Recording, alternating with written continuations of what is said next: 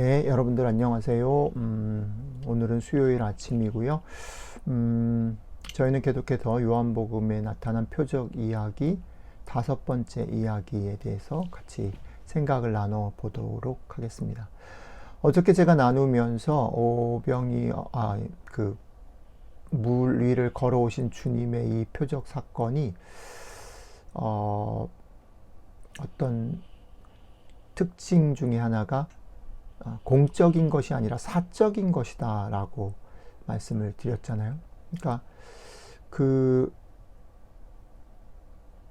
사적인 것이라고 말할 때 어쩌면 6장 전체 속에 그 무리를 걸으신 사건은 제가 보기에는 오병이어 사건의 어떤 부록 같은 붙어 있는 것이긴 하지만 같은 맥락에 있다라고 얘기하고 사실은 더 사적인 것이다라고 얘기할 때 그 사건 뒤에 붙어 있는 예수님과 그 사적인 대상이 된 제자들이 나눈 이야기들을 좀 음미해 보는 것이 이 사건을 통해서 요한이 어떤 얘기를 하려고 하는지를 이해하는 데 좀 도움이 되지 않을까라는 생각이 드는 것입니다. 그래서 오늘은 요한복음 6장의 60절부터 69절에 있는 이 사건 후에 예수님이 제자들과 나눈 이야기들 부분을 조금 읽어보고 같이 좀 생각을 나눠보면 좋을 것 같습니다. 60절입니다.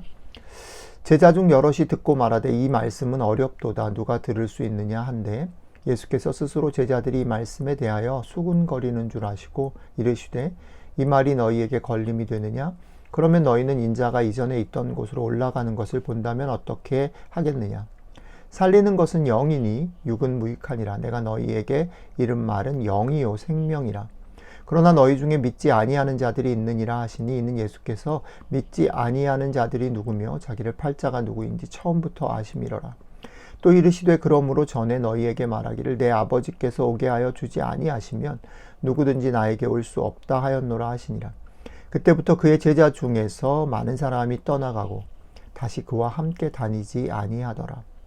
예수께서 12제자에게 이르시되 너희도 가려느냐 시몬 베드로가 대답하되 주여 영생의 말씀이 주께 있사오니 우리가 누구에게로 가오리까 우리가 주는 하나님의 거룩한 자이신 줄 믿고 알았사옵나이다. 아멘. 이게 이제 오병이어 사건을 이제 설명을 하는 이제 내가 떡이다.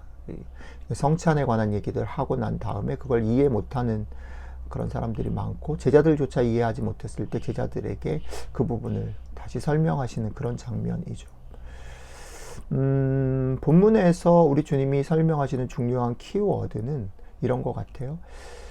너무나 많은 사람들이 생각하는 것, 신앙으로 산다라는 것, 하나님의 백성이 된다라는 것, 예수님을 따른다라는 것, 구원을 받는다라는 것이 사실은 그들이 생각하는 것과 뭔가 다르다라는 것이고 그것을 한마디로 뭐라고 표현하냐면 영이다라고 설명하고 계신다라는 겁니다. 이거를 오병이어 사건 우리가 성찬을 얘기하면서 지난 주일날 말씀을 나누었던 것으로 이해를 하자면 이런 거죠. 우리들의 신앙생활 가운데서도 무언가 우리의 필요들을 채워주는 어떤 일들이 있을 수 있다는 거죠. 기도의 응답 이런 것들 그리고 또 표적을 보거나 깨달음이 있을 수 있고 또 좀 더 나가면 그 깨달음 때문에 내 삶을 헌신하는 일이 있을 수 있는데 그것이 채워짐이든 깨달음이든 헌신이든 그것들을 통해서 획득될 수 있는 얻을 수 있는 어떤 신앙의 확신 같은 것들이 커지고 좀 탄탄해지는 것 이런 자신감이 생기는 것이 우리는 신앙이라고 생각을 하는 거죠. 그런데 우리 주님은 그게 신앙이 아니다라고 말을 하는 거죠. 자, 그게 신앙이 아니다라면 그 다름이 어떤 것이냐라는 것이 계속 우리가 던져야 될 질문인데 그거를 갖다가 어저께 좀 우리가 묵상한 것과 합쳐서 생각을 해보면 요한이 신앙이 그러니까 우리가 신앙이라고 생각하는 것이 아니라면 주님이 말하는 영으로만 알 수 있는 그 신앙의 내용을 요한은 어떻게 설명하고 싶어 하느냐라는 겁니다. 그 부분에서 제가 어제도 말씀을 드렸지만 요한은 다른 복음서랑은 이제 방향을 좀 다르게 해서 이 얘기를 전개하는 것 같아요. 다른 복음서는 그걸 믿음으로 보고 그 믿음으로 반응하는 것에 대한 얘기를 얘기를 하고 있다면 요한은 그 얘기를 안 하는 거예요. 믿음에 대한 얘기가 싹 빠져 있다라는 거죠. 그리고 또 하나는 이게 오병이어 사건의 연장선 속에서 아까 시작하면서도 말씀드렸지만 이게 아주 사적이고 소수의 사람들에게 집중해서 하고 싶으신 얘기라는 거예요.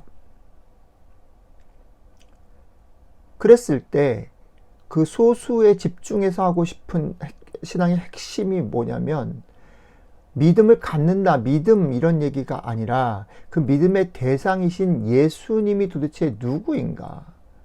예수님이 어떤 존재이신가? 예수님이 너에게, 우리에게 그 소수에 집중하고 싶은 그 사람들에게 어떤 분이신가를 요한은 더 강조해서 얘기하고 싶은 거죠.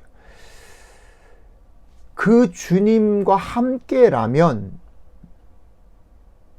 그러니까 내가 그 주님을 얼마나 세게 믿냐, 강렬하게 믿냐, 확실하게 믿냐가 아니라 그 주님과 함께라면 그 나와 함께 있기를 원하시는 그 주님 어떤 분이신가를 생각해 보자라는 거죠. 제 신앙은 이런 도전을, 요한은 신앙이 이런 도전을 우리에게 주는 것 같아요.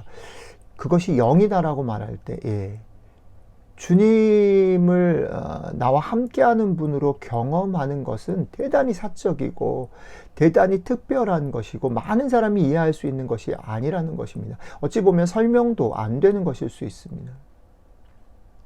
그런데 그것은 있고 그것은 신앙의 대단히 핵심적인 질문이라는 거죠. 그러면 오늘 우리가 이것을 우리의 삶에 던지는 어떤 건네는 말로 질문으로 받을 때 이런 거를 씹어보고 생각해보면 좋겠다는 겁니다. 나에게 주님은 어떤 분인가? 내가 주님과 함께라면 어저께 말씀드렸던 것처럼 풍랑이나 내가 알고 있는 상식이나 이런 모든 것을 뛰어넘어서 그 주님과 함께 있는 것을 더 기뻐하고 즐거워하고 뭔가 다른 것으로 나아갈 수 있는 힘을 주는 것인가? 나는 그것을 의지하고 있는 것인가?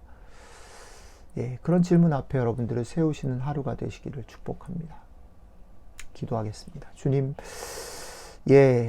내가 알았던 것, 내가 경험했던 것, 내가 믿었던 것, 내가 내 삶을 드렸던 많은 것들, 확신들, 그것을 넘어서 오늘 또 주님께서 우리에게 물어보실 때에 나와 함께 있을 수 있겠니? 나와 함께 있다면 너의 삶에 뭔가 달라지는 게 있겠니? 용기를 낼 수 있겠니? 물어보시는 이 질문 앞에 우리가 오늘도 섭니다.